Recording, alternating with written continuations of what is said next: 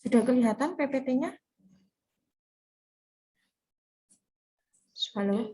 Sudah ya? Oke. Assalamualaikum warahmatullahi wabarakatuh. Saya mohon maaf, mohon izin. Tadi saya ada kendala tadi ke dokter, jadi dimulai perkuliahannya jam 8:30, tapi tadi sudah saya jelaskan kontrak kuliah dari parasitologi ini. Jadi di parasitologi ini saya satu tim dengan Bapak Salamun yang terdiri dari satu SKS. Kemudian untuk di prodi di 3TLM ini perkuliahannya menggunakan sistem blok. Jadi satu minggu itu 4 pertemuan, satu hari 2 pertemuan. Jadi untuk hari ini kita mempelajari tentang pendahuluan atau dasar-dasar parasitologi dan protozoologi usus.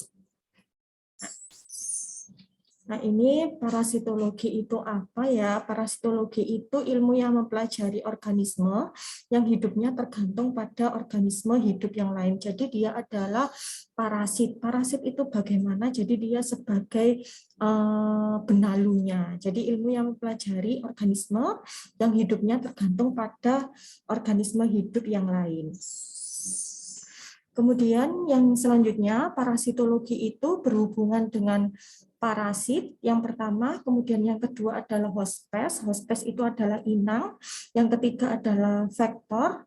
Yang keempat adalah lingkungan. Nah, apakah yang dimaksud dengan vektor ini? Vektor itu adalah tempat hidupnya parasit. Nah, jadi di sini setelah kita mempelajari parasitologi itu ada pengertian dari parasit. Parasit itu adalah organisme yang hidup atau sementara atau menetap pada permukaan atau di dalam dengan maksud mengambil sebagian atau seluruh kebutuhan makanan dalam mendapatkan perlindungan. Nah, jadi yang ini adalah yang bertindak sebagai parasit itu apa yang kita pelajari. Yang bertindak sebagai parasit itu secara umum ada zooparasit, fitoparasit, sama sporosaeta dan virus. Nah, tetapi yang paling utama di prodi 3TLM ini kita mempelajari tentang zooparasit. Jadi zooparasit itu dibagi menjadi dua, ada protozoa sama metazoa. Kalau protozoa itu contohnya kalau dia tidak terinfeksi itu ada amoeba, jadi protozoa itu hewan bersel satu, sedangkan kalau protozoa yang dapat menginfeksi pasien itu contohnya bisa amoeba atau yang lainnya. Kemudian yang kedua adalah metazoa, dia berasal dari helminthes dan arthropoda. Nah, sedangkan parasitisme itu hubungan timbal balik antara dua organisme yang satu mendapat keuntungan, sedangkan organisme yang lain mendapatkan kerugian. Jadi dia adalah timbal balik antara kedua organisme. Nah, menurut derajat parasitisme di sini dibagi menjadi dua, mungkin adik-adik sudah mengerti atau memahami, di SMA juga sudah ada komensalisme, mutualisme, simbiosis, sama pemangsa atau predator. Nah, kalau komensalisme dia adalah jasad mendapat keuntungan dari jasad lain, akan tetapi jasad lain tersebut tidak dirugikan. Kalau mutualisme dia adalah hubungan dua jenis jasad yang keduanya mendapatkan keuntungan. Simbiosis sendiri adalah hubungan permanen antara dua jenis jasad dan tidak dapat hidup terpisah. Nah, sedangkan parasit ini juga berkaitan dengan hospes. Hospes itu adalah makhluk hidup sebagai tempat hidup parasit. Di antaranya ada hospes definitif, kemudian ada hospes perantara, hospes reservoir, sama hospes paratenik. Nah, hospes definitif itu adalah contohnya misalkan seperti ini. Hospes ini termasuk tempat parasit hidup, tumbuh menjadi dewasa dan berkembang biak secara seksual. Contohnya adalah manusia sebagai hospes definitif cacing gelang atau Ascaris lumbricoides. Jadi manusia itu tempat hidup parasit dari cacing gelang atau Ascaris lumbricoides. Kalau hospes perantara itu adalah hospes tempat parasit tumbuh menjadi bentuk infektif yang siap ditularkan kepada manusia. Contohnya adalah manusia itu sebagai pelantara Plasmodium, hospes definitifnya adalah nyamuk betina. Nah, kalau reservoir, dia adalah hewan yang mengandung parasit dan merupakan sumber infeksi bagi manusia. Contohnya adalah di sini Plasmodium sebagai hewan reservoir adalah monyet atau kera. Nah, kalau hospes paratemik di sini adalah hospes yang mengandung stadium infeksi parasit dan dapat ditularkan sehingga menjadi dewasa. Contohnya adalah lalat. Jadi keempat macam hospes ini adalah beda-beda penjelasannya. Kalau definitif tadi adalah manusia dengan askaris, kalau perantara tadi Plasmodium sama nyamuk betina, kalau reservoir tadi adalah dia sebagai reservoir manusia sama kera, kalau paratenik ini adalah contohnya lalat. Kalau vektor itu adalah dia termasuk makhluk hidup yang biasanya berupa serangga yang dapat menularkan parasit satu ke penderita lain. Nah, di sini vektor itu ada dua, ada vektor mekanik sama vektor biologis.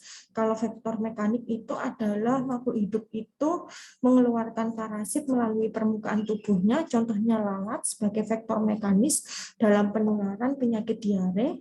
Kalau vektor biologis di sini adalah vektor yang mengeluarkan penyakit di mana sebelumnya itu bibit penyakitnya masuk ke dalam tubuh vektor. Contohnya adalah Anopheles sebagai vektor biologis terhadap penyakit malaria. Nah, di sini secara umum pembagian parasitologi itu ada tiga ya, ada protozoologi, ada helmintologi, ada entomologi. Kalau protozoologi itu adalah ilmu yang mempelajari tentang protozoa, dia adalah parasit bersel satu. Kalau helmintologi itu ilmu yang mempelajari tentang kecacingan, entomologi ilmu yang mempelajari tentang serangga.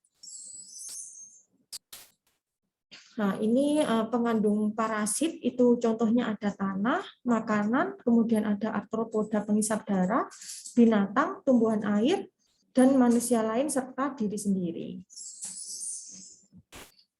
Nah, cara tempat masuk parasit itu dari apa sih? Dari yang pertama itu bisa dari mulut, kemudian menembus kulit, gigitan arthropoda, kemudian ada hubungan seksual, transfusi darah, sama transplantasi jaringan. Nah, ini adalah 6 cara tempat masuk parasit ke dalam tubuh kita.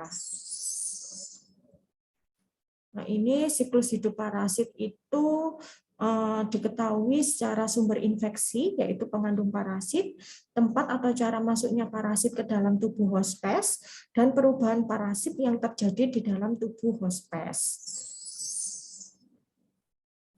Nah, ini kalau siklus hidup itu berhubungan dengan pengobatan, pencegahan, sama pemberantasan. Nah, ini contoh-contoh dari parasit yang sangat penting di dunia dan sering menginfeksi pada manusia. Ada Ascaris, ada Ankylostoma, Plasmodium, Trichuris trichura, dan lain-lain. Ini juga sama, jadi penyakit oleh parasit itu yang pertama terjadi kerusakan dalam jaringan, kemudian timbullah gejala klinis sehingga parasit ini dapat menginfeksi manusia. Penginfeksian manusia itu diakibatkan oleh hospes. Sudah, jadi hospes itu nutrisinya sangat sedikit dan daya imunitas dapat menurun. Ini penyakit oleh parasit, jadi parasit itu dalam jaringan atau aliran darah dapat terjadi reaksi alergi, contohnya adalah pecahnya kista, benjolan, sama nefritis.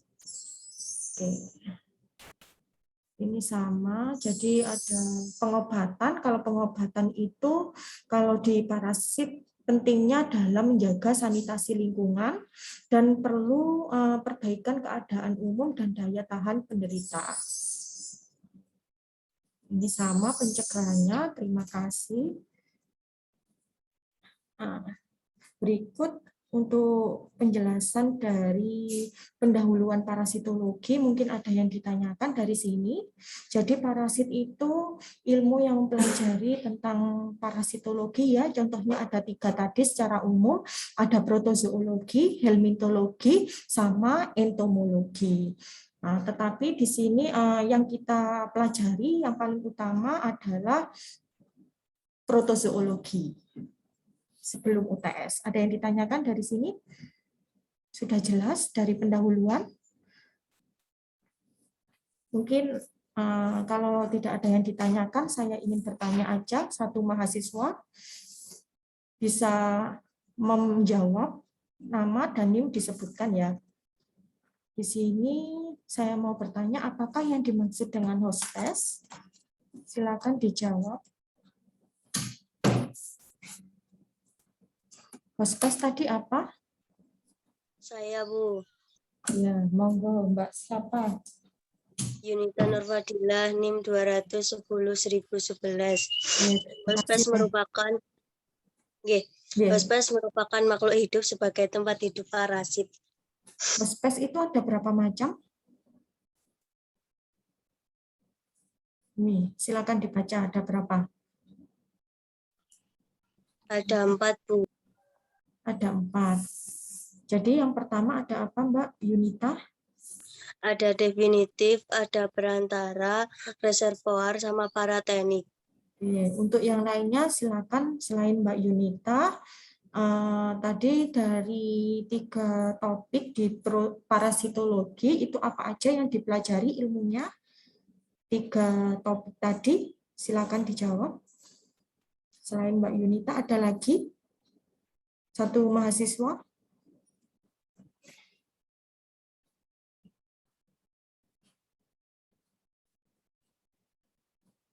Monggo Mbak Mas Rio atau Mas Dani, silakan 3 topik dari protozoologi, parasitologi tadi apa aja yang dipelajari?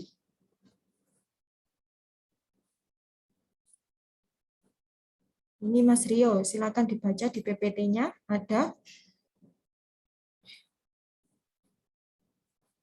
Dibagi menjadi 3 bagian, Bu, yaitu protozoologi parasit fase 1, hermitologi atau ilmu mempelajari tentang parasitologi cacing, yang ketiga yaitu entomologi atau ilmu mempelajari tentang parasitologi serangga. Oke, jadi kita fokuskan pada hari ini kita mempelajari tentang protozoologi. Jika tidak ada pertanyaan, saya lanjut pertemuan kedua ya tentang protozoologi, khususnya adalah protozoa usus. Saya stop share dulu.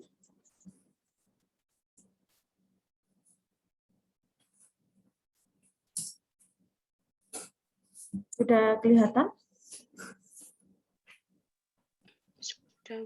Sudah ya, oke. Untuk melanjutkan pendahuluan, kita langsung ke materi pokok, yaitu tentang protozoa usus. Nah, di sini yang pertama adalah protozoa itu ilmunya protozoologi. Jadi protozoologi itu cabang biologi atau mikrobiologi yang mengkhususkan diri dalam mempelajari kehidupan dan klasifikasi protozoa. Nah, ciri-ciri morfologi secara umum di sini protozoologi itu yang pertama habitatnya di air laut, air tawar, sama tanah. Kemudian hidup protozoa itu tergantung pada pH, suhu, nutrisi, dan beberapa protozoa itu bergantung pada cahaya. Dan dia termasuk eukariotik. Eukariotik itu adalah uniseluler atau bersel satu. Yang keempat, dia tidak memiliki dinding sel. Terdapat alat geraknya adalah flagella atau silia. Kemudian aktivitas makanannya itu dilakukan secara fagositosis dan pinositosis. Yang ketujuh, protozoa itu dibagi 2 stadium, yaitu vegetatif atau trofozoid dan stadium kista. Yang kedelapan, bentuk protozoa itu ada yang bulat, lonjong, simetris, bilateral, atau tidak teratur. Nah, ini adalah dari ciri morfologi protozoologi secara umum. Kemudian, klasifikasi dari protozoa secara alat geraknya yang pertama adalah sarkodina. Seperti dilihat di PPT, sarkodina ini adalah bergerak secara amoeboid, jadi dia adalah seperti amuba. Nah, contohnya apa spesiesnya? Contohnya adalah Entamoeba histolytica. Nah, yang kedua, ini adalah gambarnya. Dia adalah Mastigospora. Dia alat geraknya adalah menggunakan flagella. Contohnya adalah Trypanosoma brucei sama Trichomonas vaginalis. Yang ketiga, ini adalah ciliata. Ciliata itu alat geraknya bulu cambuk di sekitar dinding sel ini. Contohnya adalah Balantidium coli. Yang keempat, dia adalah sporozoa. Yang terakhir ini gambarnya. Jadi sporozoa itu tidak ada bentuk dewasanya. Contohnya adalah Plasmodium sama Toxoplasma. Jadi ini adalah 4 dari klasifikasi protozoa berdasarkan alat geraknya. Saya ulangi kembali, ada Sarcodina, Mastigospora, Ciliata, sama sporozoa. Kemudian ini dari reproduksi protozoa. Kalau reproduksi protozoa itu secara umum dia menggunakan kalau terdiri dari 2, ada reproduksi aseksual sama reproduksi seksual. Kalau reproduksi aseksual ini dia tidak memerlukan pembelahan, jadi dia adalah bisa menggunakan skizogoni. Kalau reproduksi seksual itu adalah bertemunya antara sel telur sama sperma atau lainnya. Nah, contohnya di sini adalah genusnya. Kalau filumnya Sarcomatiscopora, reproduksi aseksualnya pembelahan biner, reproduksi seksualnya di sini fusi, dan genusnya adalah Amoeba atau Entamoeba. Begitupun yang lainnya, ini sama. Nah, ini macam-macam protozoa yang kita bahas pada hari ini adalah protozoa usus. Jadi protozoa itu habitatnya ada di usus, kemudian ada di traktus digestif dan urogenital. Kalau traktus digestif ini dia adalah di sistem pencernaan, kalau urogenital ini pada sistem reproduksi. Yang ketiga adalah protozoa darah dan jaringan. Nah, ini fokusnya kita adalah di protozoa usus. Adik-adik harus paham, contoh spesies dari protozoa usus itu ada Entamoeba histolytica, Balantidium coli, kemudian ada Cryptosporidium parvum, dan Blastocystis hominis. Nah, ini adalah 4 spesies dari protozoa usus. Kalau protozoa traktus digestif dan urogenital, contohnya adalah Trichomonas vaginalis, Trichomonas tenax, sama Trichomonas hominis, Giardia lamblia, sama Silomastic mesmili. Kalau protozoa daerah dan jaringan, di sini ada Plasmodium, Toxoplasma, Leishmania, sama Trypanosoma. Nah, kita bahas satu-satu. Di sini ada gambar protozoa dari Entamoeba histolytica. Nah, di sini klasifikasi dari Entamoeba histolytica mulai dari kingdom. Jadi kingdomnya ini adalah termasuk Protista, filumnya adalah Amoeba, kelasnya Arsamoeba, ordonya Amobida, genusnya adalah Entamoeba, spesiesnya Entamoeba histolytica. Nah, kalau ciri morfologinya di Entamoeba histolytica, di sini stadiumnya ada 2, ada stadium trophozoid sama stadium kista. Kalau stadium trophozoid itu termasuk vegetatif, bentuknya ada 2, bentuk histolytica, patogen, di dalam jaringan mukosa usus besar, jaringan usus besar, jaringan lain, hati, paru, dan otak. Kalau bentuk minuta ini adalah dalam lumen usus besar. Kalau stadium kista dia adalah berbentuk bulat, di dalam habitatnya adalah di dalam usus besar, stadiumnya dia infektif dan mempunyai inti 1-2. Nah, ini kalau dilihat secara mikroskopis, Bu, berarti saya mau menanyakan, kalau stadium trophozoid ini kita ketemukan di sampel mana? Jadi di parasit 1 ini dikhususkan pembelajarannya adalah tentang ciri morfologi semua dari jenis spesies. Nanti di parasit 2 baru kita mempelajari teknik pemeriksaannya. Berarti sampel yang digunakan dalam parasit ini, kalau menemukan jenis-jenis ini adalah sampel feses yang terinfeksi.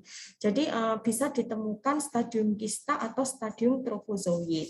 Nah, kalau stadium trofozoid dia adalah intinya di sini 1 sampai 5, dia bersifat patogen dan dia mengandung eritrosit atau sel darah merah dan merusak dinding usus atau jaringan. Nah, kalau bentuk minuta dia adalah berbentuk bulat seperti ini. Jadi dia kalau bentuk minuta di stadium trofozoid itu tidak mengandung eritrosit dan dia adalah bentuknya esensial. Maksud dari bentuk esensial ini dia bentuknya tidak beraturan. Nah, ini bentuk kista. Kalau kista ini berbentuk bulat, intinya adalah 1-4. Dia hidupnya adalah di dalam lumen usus besar, dikeluarkan dalam feses, dan tidak patogen. Kistanya itu infektif dan berjumlah 4 inti. Nah, ini hospesnya. Hospes tadi kan tempat hidup parasit ya. Berarti tempat hidup parasit dari Entamoeba histolytica. Di sini hospesnya adalah manusia. Terkadang juga bisa pada hewan atau binatang, contohnya adalah anjing, kucing, tikus, dan monyet, itu dapat diinfeksi secara percobaan dengan Entamoeba histolytica. Tetapi dari sini yang paling jelas adalah penularan pada manusia. Kalau pada hewan ini adalah penularannya melalui zoonosis. Jadi zoonosis ini adalah dia hospesnya adalah melalui hewan, tetapi masih belum jelas ditemukan bahwa di hewan tersebut terdapat hospes Entamoeba histolytica. Nah, distribusi geografiknya di sini adalah terdapat di seluruh dunia atau kosmopolit, terutama di daerah tropik dan daerah beriklim sedang. Nah, ini siklus hidup dari Entamoeba histolytica. Nah, ini sudah saya rangkum. Jadi siklus hidup dari Entamoeba histolytica itu yang pertama ada kista imatur. Jadi kista imatur ini adalah makanan dicerna oleh pasien atau manusia, masuk ke dalam mulut, kemudian langsung ke lambung menuju usus halus. Nah, dari usus halus di situ makanannya akan diolah atau dicerna, maka kalau dia terinfeksi trofozoid sama kistanya itu akan berkembang di lumen kolong atau usus halus. Nah, dari situ maka akan terjadi enkistensi ya. Enkistensi itu adalah selain trofozoid juga ada kista. Jadi kistanya itu menjadi banyak dan keluar melalui feses. Berarti di sini kalau pasien terinfeksi oleh Entamoeba histolytica bisa ditemukan stadium trofozoid sama stadium kista. Yang kedua, spesies selanjutnya adalah Balantidium coli. Tadi Entamoeba histolytica bisa ditulis ya nanti di catatannya atau di mana. Jadi protozoa usus yang pertama tadi yang kita bahas adalah Entamoeba histolytica, yang kedua adalah Balantidium coli. Nah, mungkin bisa dilihat di gambar PPT ini. Balantidium coli itu juga terdiri dari 2 stadium. Ada stadium trofozoid sama stadium kista. Nah, bisa dilihat juga di sini ada bulu cambuknya. Bulunya ini mengelilingi dinding sel, berarti dia adalah alat geraknya menggunakan silia. Kalau pada kista dia tidak memiliki silia, tetapi di dalam dinding selnya, di dalam sitoplasmanya, dia ada makronukleus, kemudian ada ini mikronukleus, dan ada kontraktil. Nah, dia termasuk kingdom Protista dan filmnya adalah Ciliopora. Nah, morfologi dari Balantidium coli ini adalah dia merupakan protozoa paling besar di antara protozoa yang merupakan parasit pada manusia terdapat pada usus. Jadi terbentuk trofozoid maupun kista. Yang ketiga, protozoa ini mempunyai 2 inti. Tadi sudah saya jelaskan, intinya itu ada 2, makronukleus dan mikronukleus. Nah, reproduksinya dia juga ada 2, reproduksi aseksual sama seksual.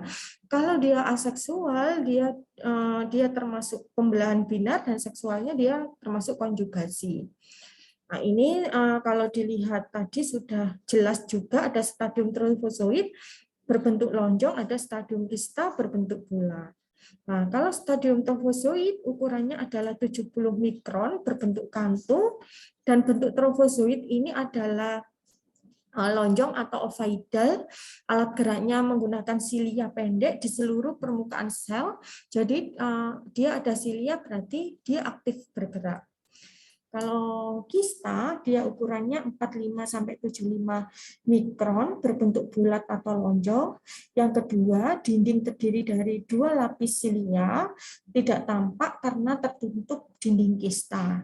Yang ketiga, kista ini hanya berfungsi untuk proteksi diri, jadi dia adalah berfungsi untuk proteksi diri, melindungi diri, bukan untuk alat reproduksi. Di dalam kista itu ada endoplasma, yang ditemukan adalah makronukleus dan vakuola makanan. Nah, ini Hospes Balentidium coli. Hospes Balentidium coli ini dia pada babi, tikus, dan beberapa spesies kera yang hidup di daerah tropis. Oh, berarti di sini hospesnya enggak itu Bu, enggak menyerang manusia. Jadi di sini khusus pada hewan, jadi menyerang pada babi sama tikus, dan parasit ini kadang-kadang ditemukan juga pada manusia dan dapat menyebabkan balantidiosis atau disentri balentidium.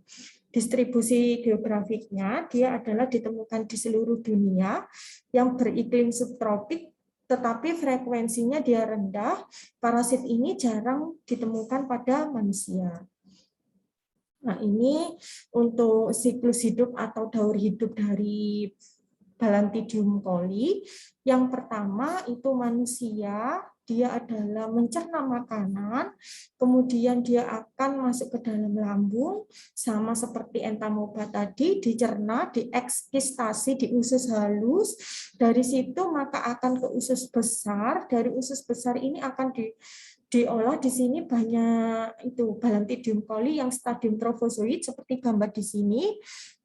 Setelah itu dia akan mengeluarkan tinja atau mengeluarkan feses. Di dalam tinja tersebut terdapat kista dan trofozoid. Kemudian kalau sudah ada kista dan trofozoid, begitupun sebaliknya makanan atau kista tersebut akan tertelan pada manusia.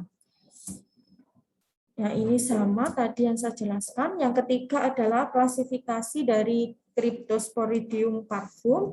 Kalau Cryptosporidium parvum ini dia berbentuk bulat kecil, kingdomnya sama, dia adalah protista. Nah, morfologi dari Cryptosporidium di sini ada bentuknya. Jadi Cryptosporidium ini adalah termasuk protozoa usus yang dapat menyebabkan infeksi diare. Parasit ini dia termasuk Coccidia yang mirip dengan isospora dan toxoplasma. Bentuknya ada sporozoid, ada gametosit sama ookista. Kalau sporozoid ini dia mempunyai bentuk seperti pisang, di mana bagian anteriornya itu meruncing dan bagian posteriornya dia membulat. Kalau gametosit dia adalah ukurannya 2-4 mikrometer, diproduksi dalam siklus hidup Cryptosporidium parvum, tetapi jarang ditemukan pada feses manusia. Kalau ookista sendiri di sini adalah bentuknya bulat, berdiameternya 4-6 mikrometer, mengandung 4 sporozoid yang tidak terlalu terlihat, refraktil, terdiri dari 1-8 granula. Nah, hospesnya kalau Cryptosporidium parvum di sini ditemukan pada manusia, sapi, domba, babi, kemudian ada juga pada burung. Penyakit ini disebabkan namanya adalah cryptosporidiosis. Distribusinya kalau cryptosporidiosis itu pada manusia yang ditemukan kosmopolit. Nah, ini untuk siklus hidupnya pada Cryptosporidium parvum. Yang pertama adalah di sini. Jadi manusia menelan makanan, kemudian dia ada diolah di usus di lambung, kemudian usus halus, usus besar, keluar bersama feses. Nah, dari situ nanti akan berubah menjadi di sini ada ookista, kemudian ada sporozoid, trofozoid. Dari trofozoid ini dia mengeluarkan atau menjalankan reproduksi aseksual. Dari reproduksi aseksual itu akan berubah menjadi merozoid. Dia kalau sudah merozoid berarti dia sudah reproduksi seksual. Dari situ dari merozoid kemudian akan berubah dua kategori, ada makrogamet sama mikrogamet. Dari makrogamet sama mikrogamet kalau sudah bertemu maka akan jadi zigot. Dari zigot ini sudah mengalami sporulasi maka akan berubah menjadi ookista. Jadi kalau Cryptosporidium parvum ini daur hidupnya lebih ribet karena tadi ada dua reproduksi, ada reproduksi aseksual sama reproduksi seksual. Tapi kalau di reproduksi aseksual itu dia ookista berubah menjadi sporozoid, sporozoid berubah menjadi trofozoid, kemudian akan berubah menjadi merozoid. Dari merozoid itu bertemu menjadi dua gamet, ada mikrogamet sama makrogamet. Kalau sudah melebur menjadi satu, dia akan merubah menjadi zigot. Yang terakhir adalah blastocitis hominis. Kalau blastocitis hominis ini dia berbentuk bulat lonjong, berwarna kekuningan, kingdomnya adalah protista, dan spesiesnya adalah termasuk blastocitis hominis. Bentuk blastocitis hominis ini ada 4, ada vakuolar, kemudian ada kista, granular, sama amoeboid. Ini bentuknya, kalau bentuk vakuolar ini seperti bulat, kemudian ada nukleusnya di dinding sel, dekat dinding sel, jadi paling sering ditemukan dalam tinja atau feses maupun biakan. Kemudian di tengahnya ada struktur vakuola, benda sentral yang tampak mengelilingi transparan seperti sitoplasma. Intinya dia adalah berjumlah 1 sampai 4. Nah, kalau bentuk granular, ini adalah bentuk granular, dia adalah banyak berisi sel granulanya. Kemudian stadium ini adalah termasuk dibentuk dari stadium vakuolar, dan fungsinya adalah dalam daur hidup parasit belum diketahui.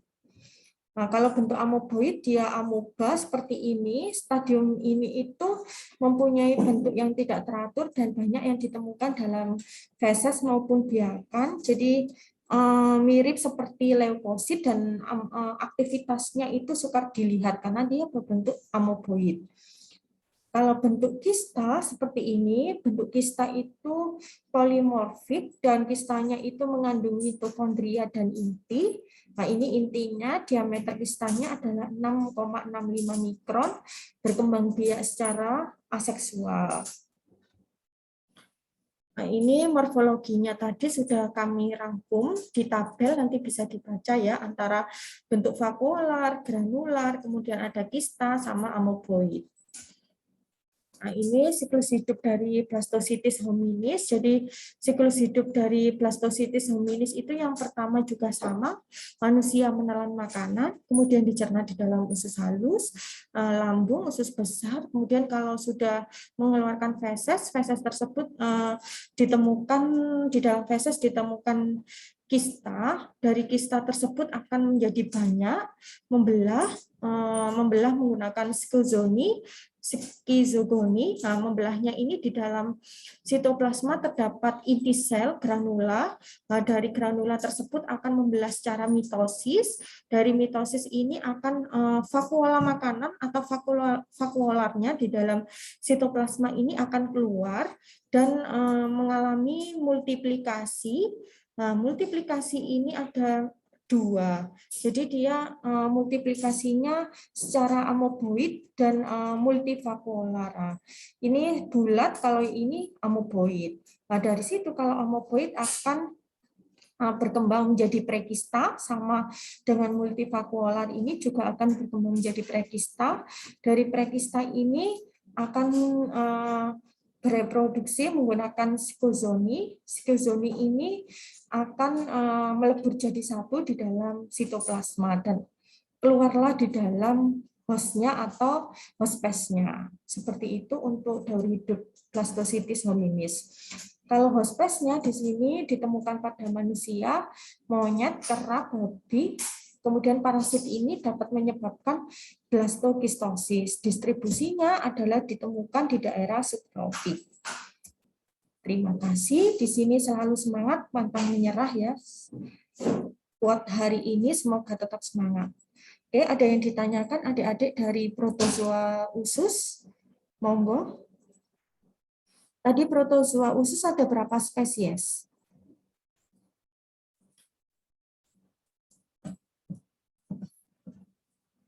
Silakan dijawab. Ada berapa spesies?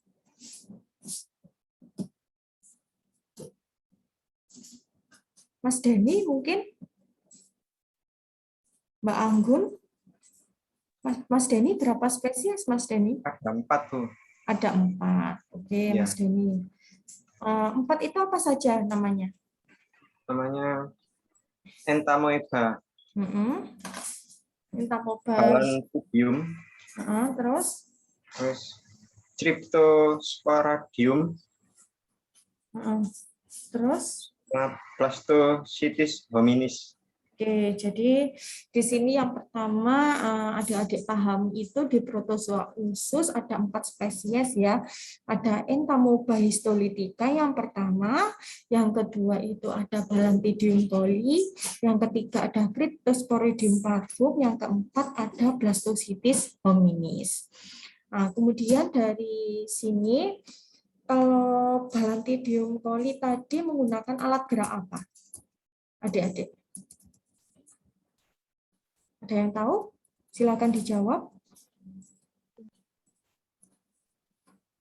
Silakan dipresentasikan ini dari Balantidium coli 2 gambar ini. Jadi menggunakan alat gerak apa?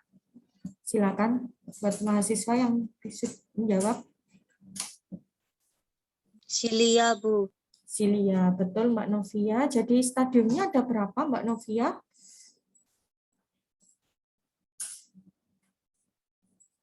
Kalau Balantidium coli stadiumnya ada berapa?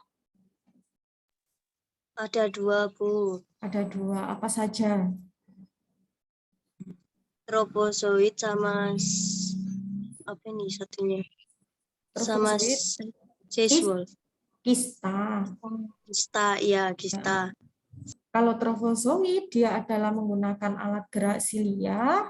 Kalau kista ini dia tidak menggunakan alat gerak silia, tetapi dia di dalam sitoplasmanya. Kalau trofozoid itu ada makronukleus yang besar ini, kemudian ada mikronukleus. Kalau kista itu ada makronukleus sama mikronukleus juga. Oke. Kemudian di sini ciri umum dari protozoa usus tadi ada apa saja? Ciri umumnya.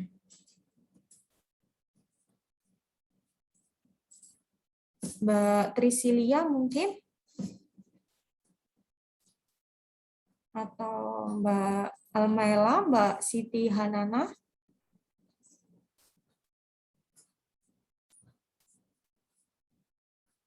Atau Mas Rio lagi?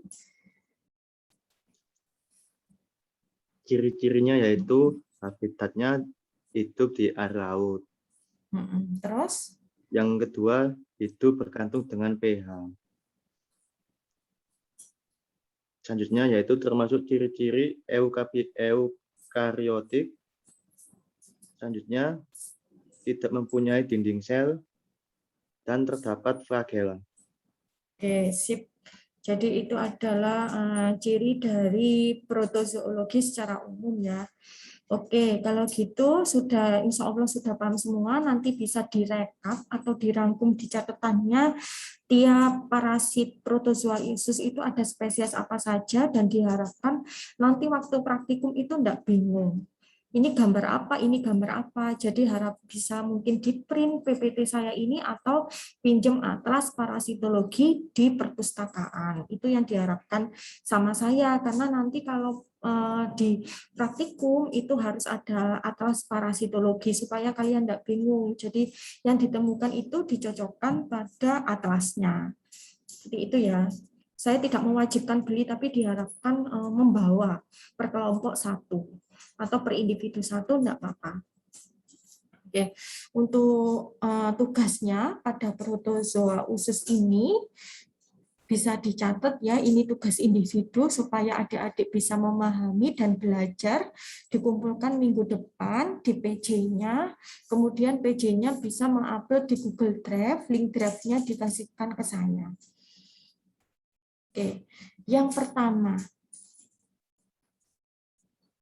jelaskan dan sebutkan macam-macam spesies protozoa usus.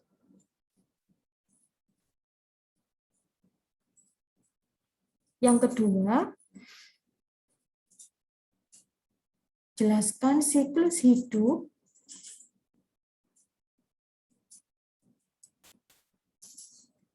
dari Entamoeba histologica.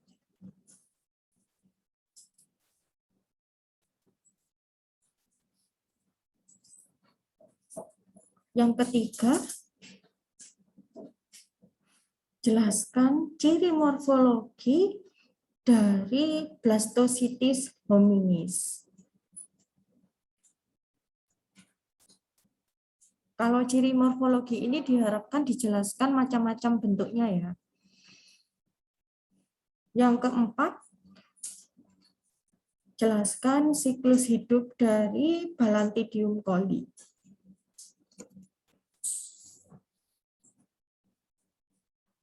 Yang kelima, terakhir,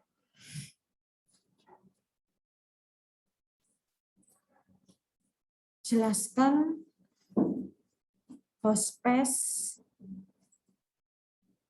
dari Cryptosporidium parvum.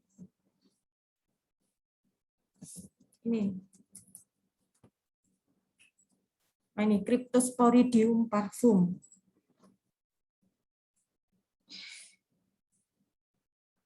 Oke. Ada yang ditanyakan dari sini? Ini tugasnya bisa diketik aja ya di Word. Atau Ya, ditulis tangan boleh kalau misalkan tidak ada laptop.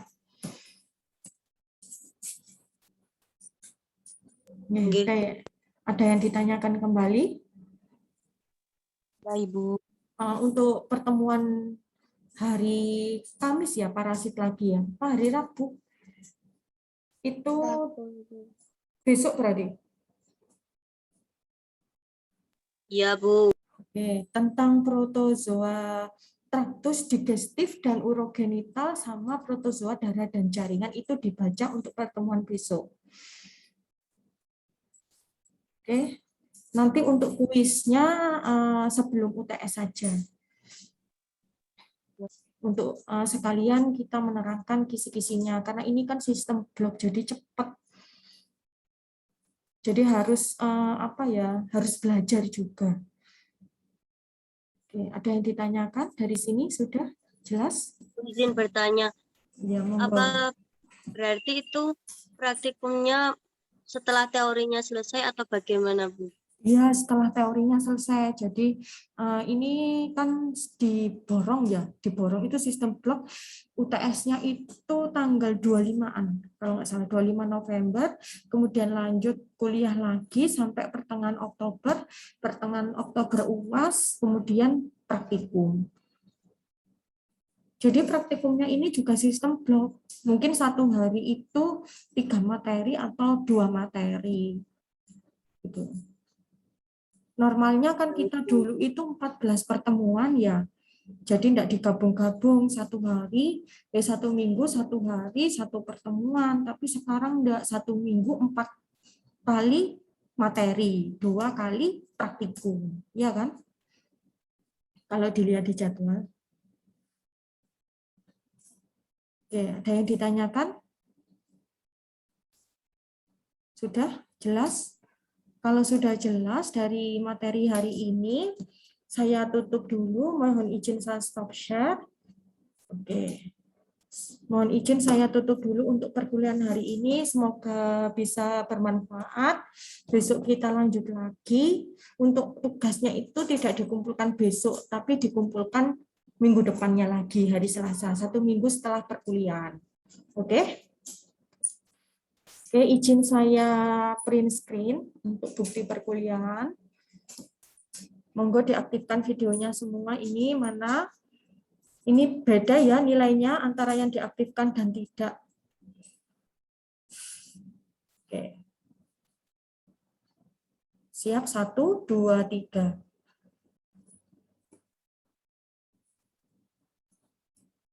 Terima kasih, semoga bermanfaat. Wassalamualaikum warahmatullahi wabarakatuh. Waalaikumsalam warahmatullahi wabarakatuh. Terima kasih, Bu. Terima kasih, izin.